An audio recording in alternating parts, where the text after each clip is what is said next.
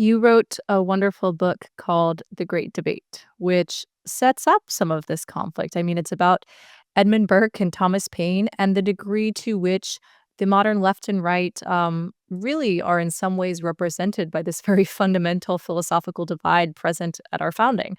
Um, in your eyes, who best represents the idea of Burke? Who best represents the idea of Paine in our current political moment?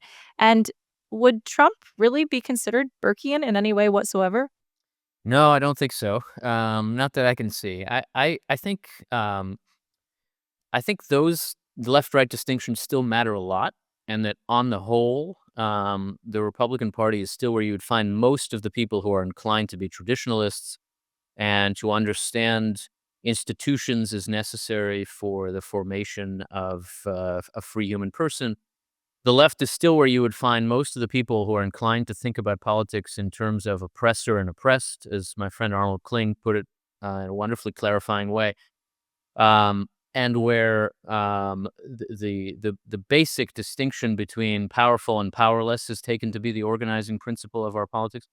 Left, right, therefore, still matter. They're still coherent, but the populist right is much less Burkean than the conservative right, and there's always been an element of populism in the American right, but it's not really been the dominant element until the 21st century. And I think the Trumpist right is certainly less conservative than the Republican Party of the second half of the 20th century was. There's a coalition here, and there are tensions between conservatives and libertarians. Again, I think there's an unwillingness to acknowledge those tensions, but my inclination is always to acknowledge those tensions. I'm a conservative. I'm very uncomfortable with Donald Trump as a leader of the right.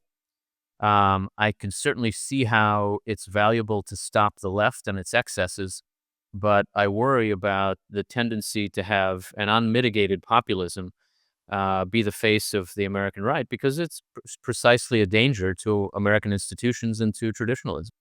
Well, detail that for us a little bit. Why does Donald Trump so offend your Burkean sensibilities? Which, by the way, I think I share. Well, look, I think that he operates without a respect for the institutions of American life. Um, and the core Burkean insight is that we require these institutions to be formative of the kind of citizen our society needs to remain a free society. So, The institutions that form us are not fundamentally political. They're first of all family and church and school and community, but they are also political. The institutions of our constitutional system are formative of American citizens. And I think those institutions require a particular kind of leader. Republicanism, small r republicanism, requires a certain kind of citizen that takes responsibility for public problems and a certain kind of leader that takes responsibility for power. And I think none of that speaks to Donald Trump's temperament, to his inclinations, to his instincts. He is opposed to the left, and in that we agree. But when it comes to what he wants to do, to what he wants to build, to what he wants to see created in the world, I guess I just don't take him to be a conservative. And he's more or less said that. I mean, in running in 2016, he said, look, this is not the conservative party, it's the Republican Party. That's true. That party needs to be a coalition of conservatives and populists, it seems to me, if it's going to be a force for good. Is there something that is just doomed about Burkean politics in our national politics? Because it's like if your message, what seems to win, at least in the 21st century presidential elections I've observed, is we're the party of change. The party before us was bad. We need to bring some sort of revolution. That's a very Thomas Paine type idea. It's never like we need to like preserve all the great things about the status quo and maybe like slightly improve things around the edges. Like, is there any hope whatsoever for a Burkean resurgence of that kind? Well, you know, Burkeanism is a mode of change. I think conservatism itself is a mode of change, an approach to how change should happen. And it tends to think that change should happen in decentralized ways and from the bottom up. I do think that's an argument you can make to the American public. That kind of conservative is always going to be one voice. I don't think it's likely to be the dominant political voice in American society. We are a society founded in a self-conscious revolution. We are, from the very beginning, a society much more future-oriented than tradition-oriented. I think that's one of the great things about us. But it's exactly that kind of society that requires the balancing that needs to be balanced by a kind of Burkean conservatism. That sort of conservatism is not backward-looking. It's not continental European conservatism. It's not blood and soil conservatism. It's about a conservation of the preconditions for freedom. And those preconditions are permanent, I think. They do need to endure, but they are preconditions for progress. They're preconditions for constructive change, too. So I think that kind of conservatism can certainly make a case for itself in American political life. It's not always going to be dominant. It's one of the voices that has to hold our politics in balance. But I think for that reason, it is important that it be a key part of what the party of the right in American political life has to say. And it's not enough so today. Yeah, when you talk about Burke's theory of social change, you're really speaking my language. I mean, I'm Hayekian, as are a lot of Right? people at Reason, and I've always kind of looked at Hayek as almost a synthesis of elements of Burke and Paine. He shares Paine's Enlightenment commitment to empiricism, and he puts the individual at the center of his political philosophy and his economic analysis, but he's also a Chesterton's fence respecter. Like, you better not tear down something without understanding why Yeah. it's there.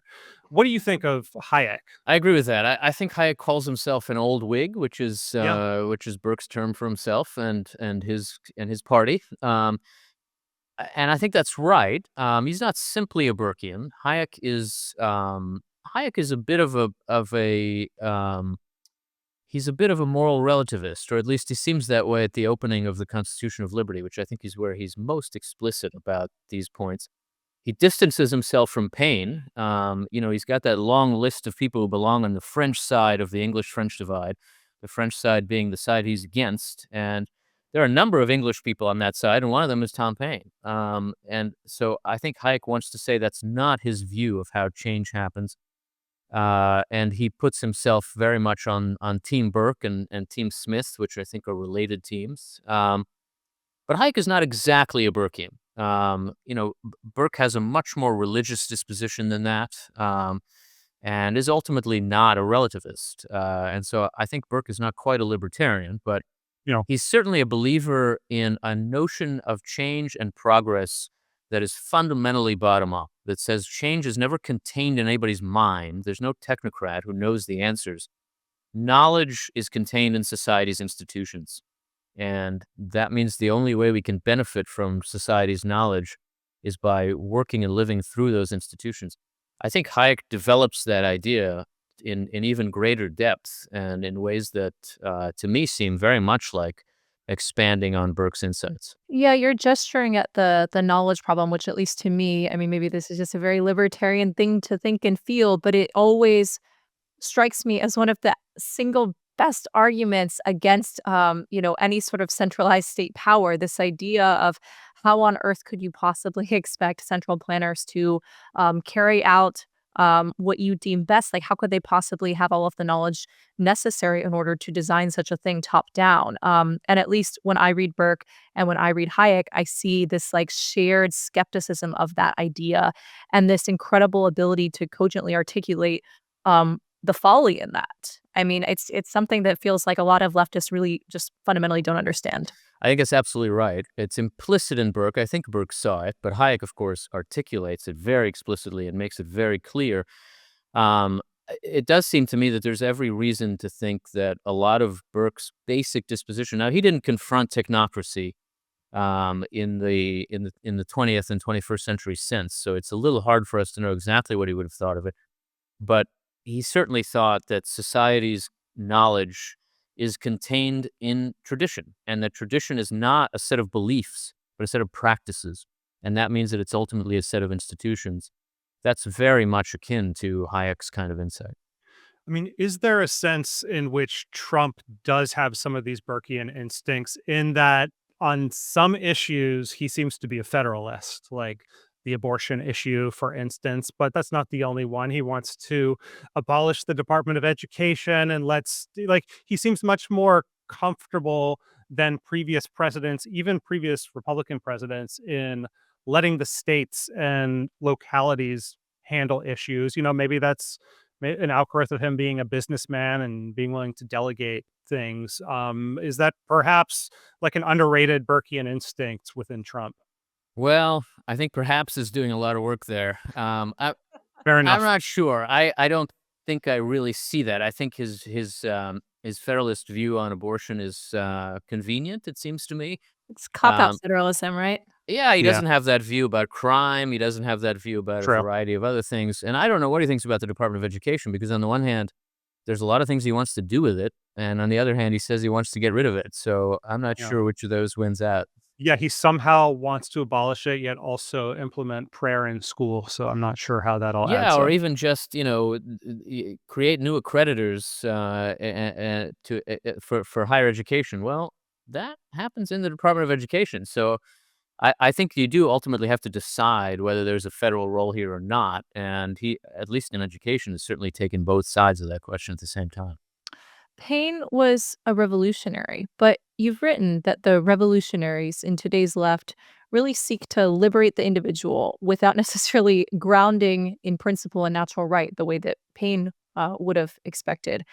How would a grounded left look different than the type of progressive movement we see today? Well, I think that ultimately Paine has a fundamental conviction that human beings are equal and that this has to be a constraint on all uses of power, including government power. Paine is not of the view that liberation means liberation from interdependence and that it can be achieved, therefore, by uses of government power and government resources. He's a radical of a different sort. I think that he is truly a kind of radical liberationist.